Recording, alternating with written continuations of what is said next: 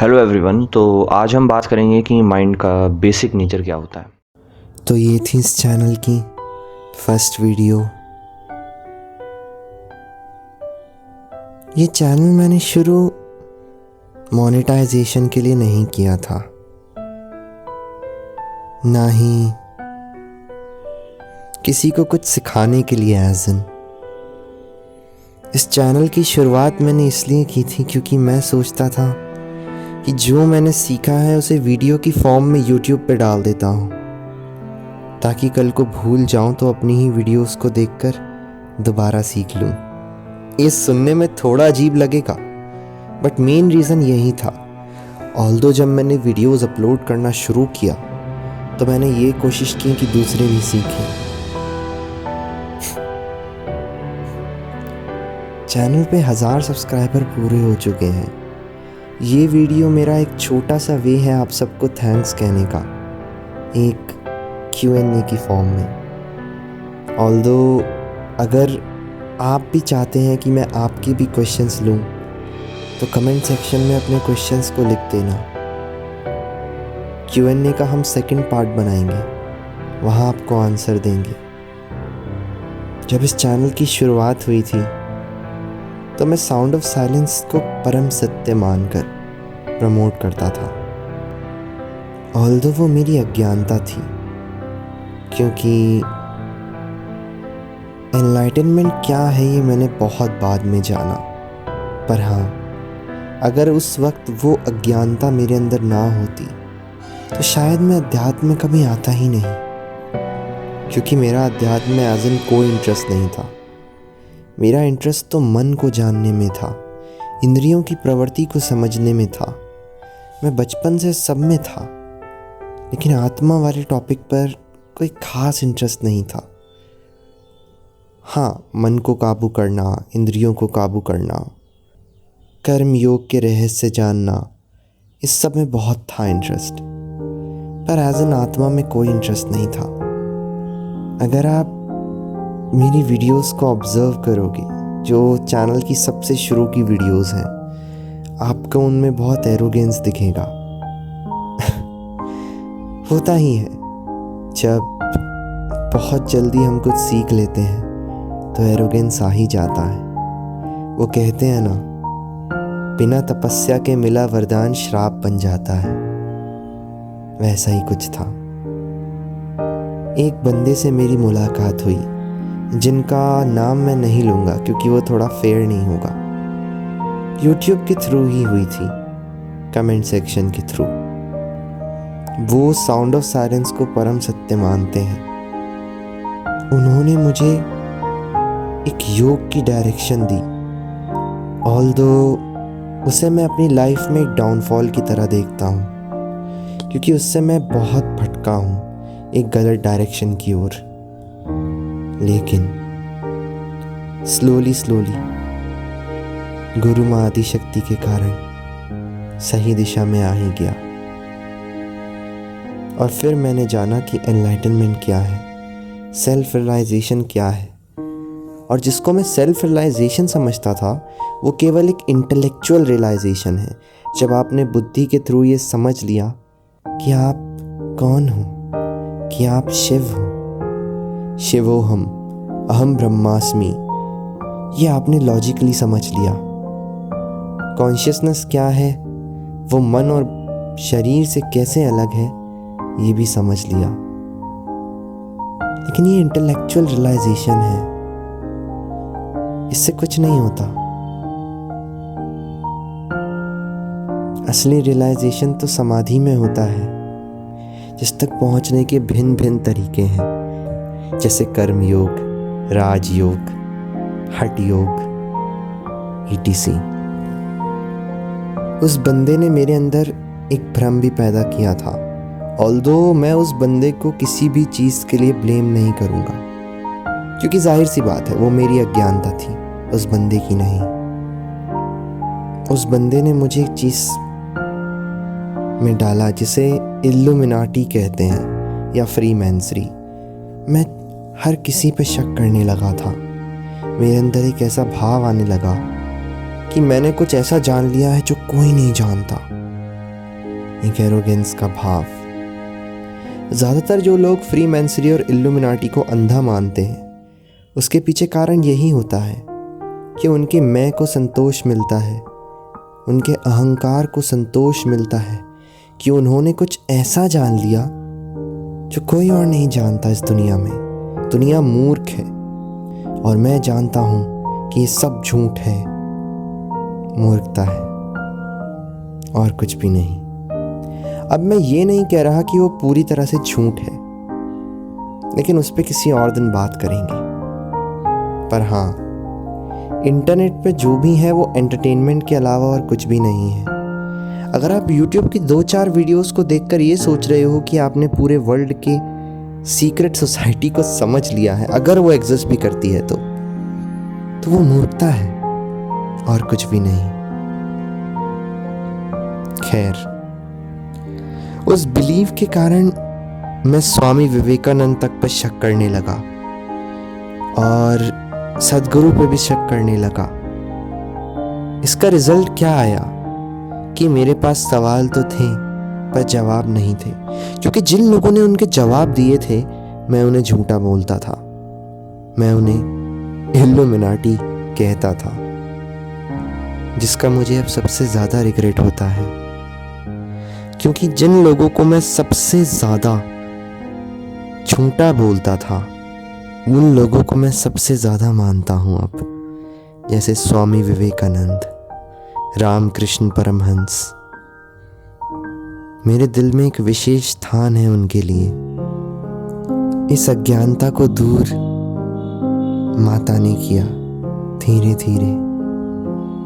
जब अज्ञानता दूर हुई तो रिग्रेट हुआ उन सब कर्मों पे जो भी मैंने जेन्युइन लोगों के खिलाफ किए थे, और कुछ नमूनों को अपने चैनल पे प्रमोट भी किया था, जो खुद को भगवान का अवतार कहते हैं।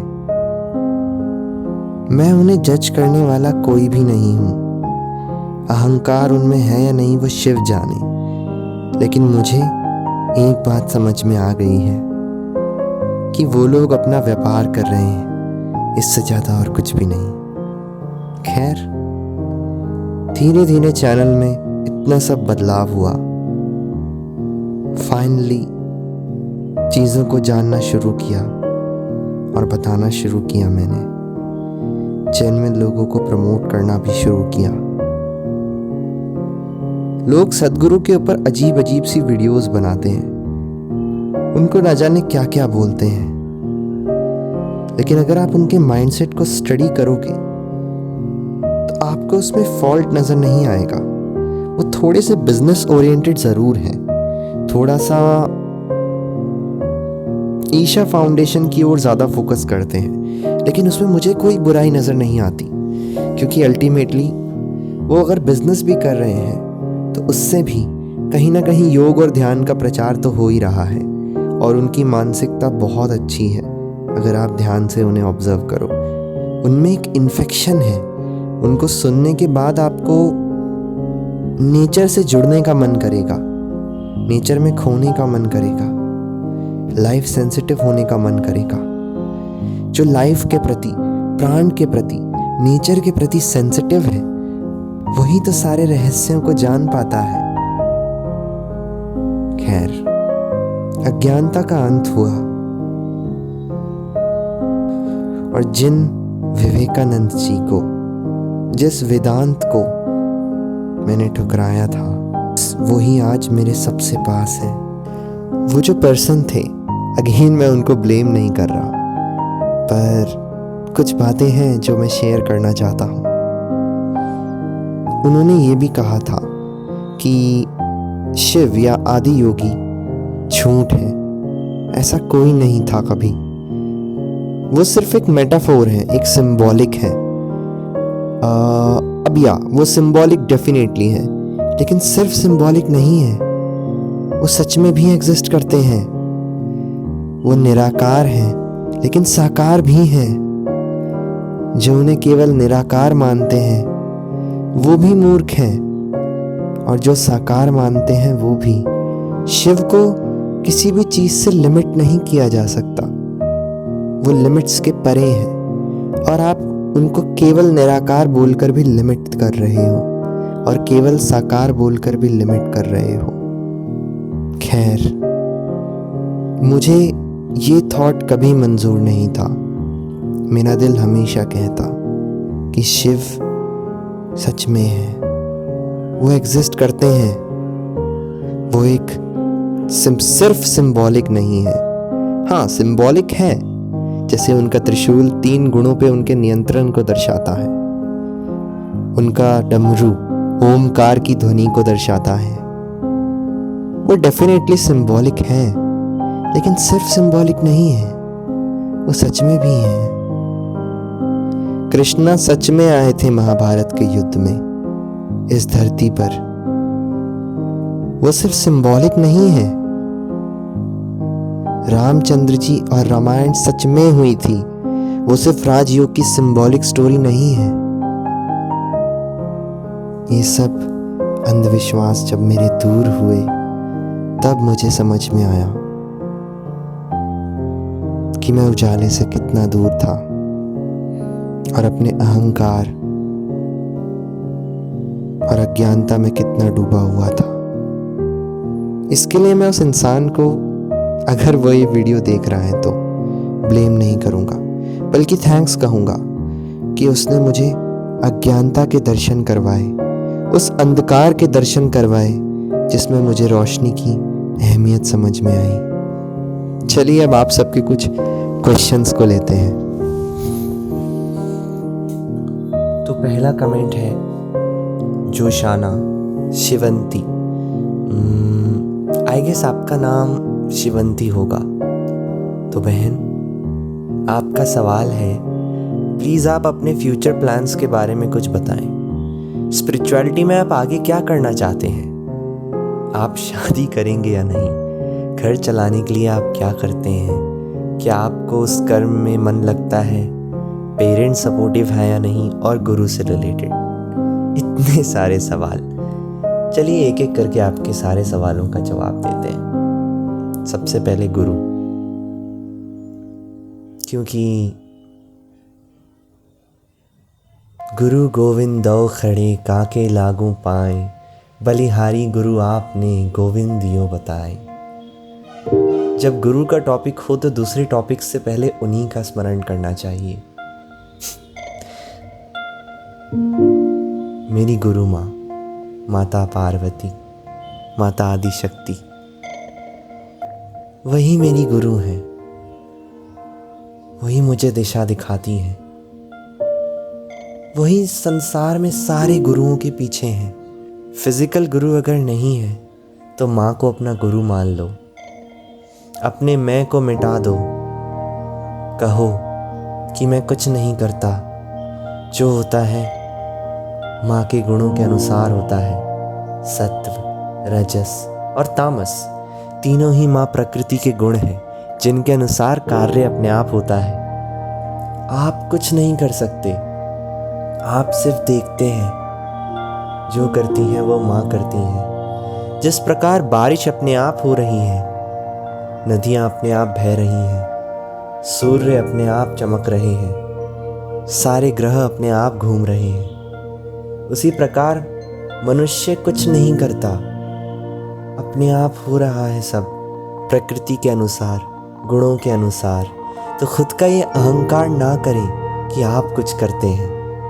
कर्मण्य कर्म यह पश्येद कर्मणि च कर्म यह सबुद्धिमान मनुष्येषु स युक्तः कृत्सन कर्म करत। अर्थात जो मनुष्य कर्म में अकर्म देखता है और जो अकर्म में कर्म देखता है, वह मनुष्य बुद्धिमान है, योगी है। कर्म में अकर्म को देखिए कि जिसको आप कर्म कहते हैं वो अपने आप हो रहा है, किंतु अकर्म में कर्म को भी देखिए, अर्थात कर्म संन्यास, कर्म से भागने को, उसमें भी कर्म छुपा है। क्योंकि आंखें हैं तो वो ज़रूर देखेंगी, कान है तो वो ज़रूर सुनेंगी, प्रकृति है तो वो ज़रूर कुछ ना कुछ कर्म करेगी। इसलिए जो मनुष्य इस भ्रम में जीता है कि वो संसार का त्याग करके कर्मों से मुक्त हो जाएगा, वो भी अज्ञानी है। इसलिए अकर्म में कर्म को देखिए और कार्य करते रहिए, लेकिन अंदर से ये जान लीजिए कि आप कुछ नहीं करते। जो करती हैं गुरु माँ करती हैं। इस प्रकार उन्हें समर्पित हो जाइए। अपनी जिंदगी को उन्हें समर्पित करके जीवन मृत्यु तक का फैसला उन पर छोड़ दीजिए। इस जन्म में मोक्ष पाना है 1000 जन्मों बाद, वो भी उन पे छोड़ दीजिए। उन्हें समर्पण करके गुरु बना लीजिए। आपको उनकी गाइडेंस ज़रूर प्राप्त होगी। तो डेफिनेटली फिजिकल गुरु के बिना हम आगे बढ़ सकते हैं। ऑफ कोर्स इतने एग्जाम्पल्स हैं पास्ट में कि मैं कितने दूं, और इतने एग्जाम्पल्स भी हैं जो गुरु के साथ आगे बढ़े, जैसे विवेकानंद जी और उनके गुरु रामकृष्ण परमहंस। तो गुरु हो या ना हो, अगर मनुष्य काबिल है तो वह आगे जरूर जाता है। आदि योगी अगर स्वयं भी गुरु बन जाए किसी ऐसे के जो भी रियलाइजेशन के लिए काबिल ही नहीं है, तो आदि योगी भी उसकी इच्छाएं पूरी करेंगे, उसको सेल्फ रियलाइजेशन की ओर नहीं लेके जाएंगे सीधा। पर हाँ, फिर धीरे धीरे वो सोर चला जाएगा, और जो रेडी है उसको डायरेक्ट रियलाइजेशन का ज्ञान देंगे। ऐसा ही होता है गुरु। तो माँ से बेहतर आपको कोई नहीं जानता। आप स्वयं को उतना नहीं जानते जितना माँ जानती हैं आपको। तो उन्हें गुरु बनाइए। मेरे फ्यूचर प्लान्स के बारे में देखिए, हम लाइफ को प्लान नहीं कर सकते। लाइफ से ज़्यादा अनसर्टेन कुछ नहीं है। डेथ एक इकलौती सर्टेनिटी है जो लाइफ में होगी ही होगी। इसके अलावा कोई सर्टेनिटी नहीं है कि क्या होगा और क्या नहीं होगा। इसलिए प्लान्स में ज़्यादा कुछ नहीं करता। कुछ बेसिक प्लान्स हैं, वो मैं आपको बता देता हूँ। मेरे कुछ कर्तव्य हैं, रिस्पॉन्सिबिलिटीज़ फैमिली की ओर, पेरेंट्स की ओर, उनको पूरा करना है। जितना मैं कर सकूं उतना तो एटलीस्ट। उसके बाद राम राज्य का सपना है,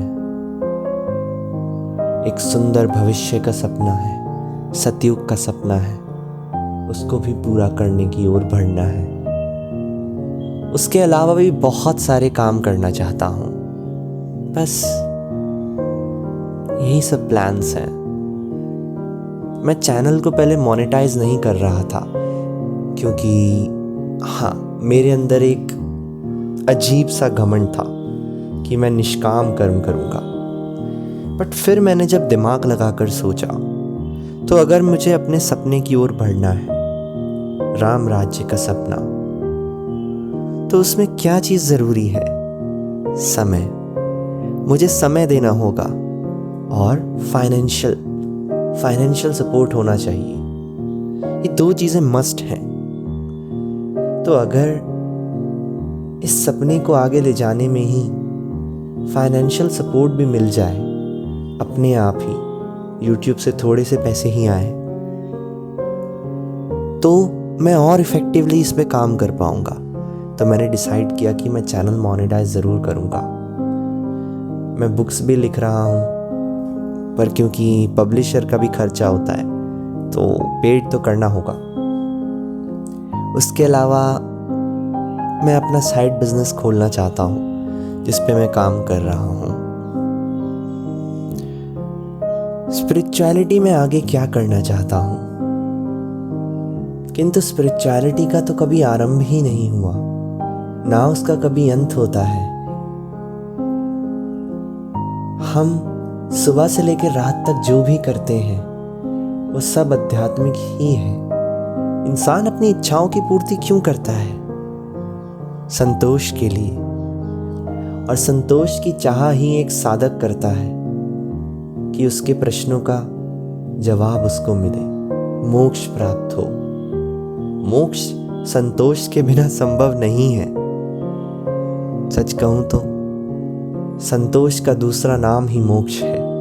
जब संतोष अपनी इस गहराई में चला जाता है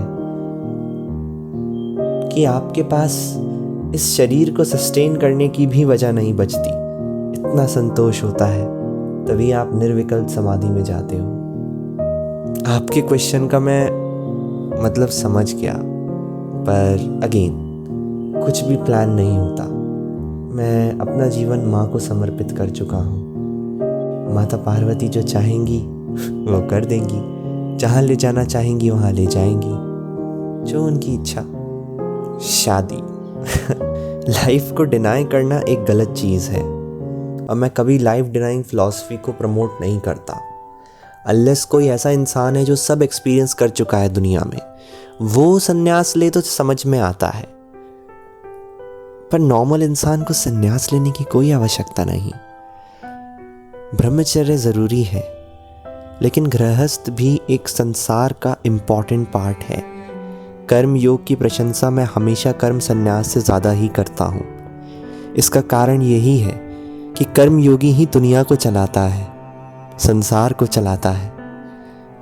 अगर कोई सन्यासी अच्छे से अपना काम कर पा रहा है, अर्थात परमात्मा की ओर बढ़ पा रहा है, तो उसमें कई कर्मयोगियों का हाथ होता है।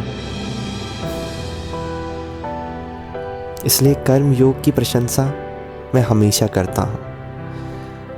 और इस सवाल का एग्जैक्ट आंसर दूँ तो बहन, मैं केवल 18 साल का हूँ। ये सब सोचना मुझे नहीं लगता मेरे लिए ठीक है। और दूसरी चीज़ कहूँ तो कोई ऐसी डिज़ायर भी नहीं है। तो चलो अब कोई दूसरा क्वेश्चन लेते हैं। अगम शास्त्र आप पढ़ना चाहते हो, शैविज्म के स्क्रिप्चर्स देखिए। आपको इसके लिए संस्कृत सीखनी होगी। मैं संस्कृत सिखाता हूँ, आप चाहें तो ज्वाइन भी कर सकते हैं मेरा संस्कृत ग्रुप। इसके लिए मुझे ईमेल कीजिए या इंस्टाग्राम पे डीएम कर दीजिए। खैर, संस्कृत में आपको मिल जाएंगे इंटरनेट आर्काइव पे। आपको बस सर्च करना है Kashmir series of text and study और आपको मिल जाएंगे। शैविज्म के स्क्रिप्चर्स ऑल्दो सारे नहीं हैं, आक्रमणकारियों के कारण और कई और कारण से वो तबाह हो गए, या मैं तबाह तो नहीं कहूँगा, बस खो गए। जो आर्कियोलॉजी में पैसा डालने से दोबारा ढूंढे जा सकते हैं, बट गवर्नमेंट को इस देश के फ़ायदे में इंटरेस्ट कहाँ है? कभी नहीं है। तो या ऐसा मुझे नहीं लगता इजीली होगा। तो सारे स्क्रिप्चर्स तो नहीं मिलेंगे, पर जितने भी हैं वो वहाँ मिल जाएंगे। और इसके अलावा आप में से कई लोगों ने मुझसे पूछा कि हम आपके लिए, आपके चैनल के लिए कुछ करना चाहते हैं, तो हम क्या कर सकते हैं? मेरी सेवा करके क्या करोगे? मैं तो कभी हूँ, कभी नहीं हूँ। समाज की सेवा करिए, वही मेरी सेवा होगी। पंछियों को आज़ाद करो, गरीबों को खिलाओ, वही सब फिल्मी इमोशन वाली बातें, बट वो मेरी रियलिटी है। वो कर लो, इससे ज़्यादा और कुछ नहीं चाहिए। हाँ, अगर आप सच में कुछ करना चाहते हो तो संस्कृत सीखिए और सनातन को अपनी लाइफ में उतार लीजिए। बस यही चाहता हूँ। वीडियो थोड़ी लंबी हो रही है, तो आप सब अपने क्वेश्चंस को पोस्ट कर दीजिए और हम आगे वाली वीडियोस में उनके आंसर मैं आपको दूंगा। और हाँ, शिव सूत्र की सीरीज़ हमें बीच में रोकनी होगी, क्योंकि मेरे दिमाग में कुछ चल रहा है। शिव सूत्र हम बाद में कंटिन्यू करेंगे जब चैनल की रीच थोड़ी बढ़ जाएगी, ताकि ज़्यादातर लोगों तक वो पहुंच सके। अभी हम भगवत गीता सीरीज़ स्टार्ट करते हैं और राजयोग को कंटिन्यू रखते हैं। अगर आप चाहते हैं कि मैं वेदांत की सीरीज़ स्टार्ट करूं भगवत गीता की जगह, तो वो मुझे बताइएगा। भगवत गीता में मैं खुद ट्रांसलेट करूंगा और वेदांत में भी कोशिश करूंगा, क्योंकि अगेन मैं भी कोई उतना एक्सपर्ट नहीं हूँ संस्कृत में। Thank you so much for watching.